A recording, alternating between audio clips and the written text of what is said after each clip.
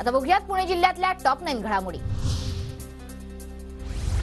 चौथ्या टप्प्यातील लोकसभा मतदारसंघाच्या प्रचाराचा आजचा शेवटचा दिवस। अमोल कोल्हेंसाठी शरद पवार, आदित्य ठाकरेंची सभा, तर आढळराव पाटील आणि श्रीरंग बारणेंसाठी शिंदेंच्या सभा। पीटीडीसी बँकेच्या मॅनेजरवर निवडणूक आयोगाची कारवाई। बारामतीच्या मतदानाच्या एक दिवस आधी बँक सुरू ठेवणं पडलं महागात। सीसीटीव्ही फुटेज तपासल्यानंतर बँकेच्या आज 40 ते 50 कर्मचारी आढळून आले। निवडणूक आयोगाकडून बँक मॅनेजरवर निलंबनाची कारवाई। लोकसभा निवडणुकीच्या पार्श्वभूमीवर पोलीस महासंचालक रश्मी शुक्ला यांच्याकडून पुण्यात बंदोबस्ताचा आढावा। बंदोबस्ताच्या अनुषंगानं पोलीस आयुक्तालयात आज बैठकीचं आयोजन।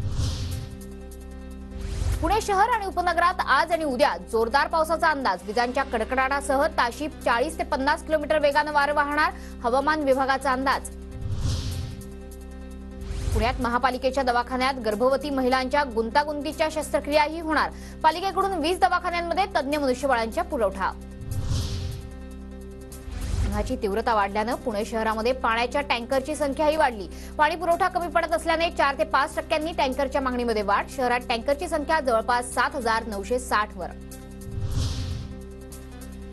पुण्यात मतदान यादीत नाव नसल्यावर सुद्धा मतदान करता येणार। सोशल मीडियावर पोस्ट व्हायरल, मात्र ही पोस्ट चुकीचं असल्याचं प्रशासनाकडून स्पष्ट। एका जणाविरोधात गुन्हाही दाखल।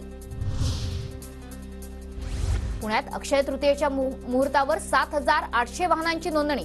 इलेक्ट्रिक वाहनांकडे सुद्धा पुणेकरांचा ओढा। पिंपरी चिंचवड शहरात अक्षय तृतीयेच्या मुहूर्तावर 4457 वाहनांची खरेदी। यामध्ये सर्वाधिक 2757 दुचाकींची खरेदी।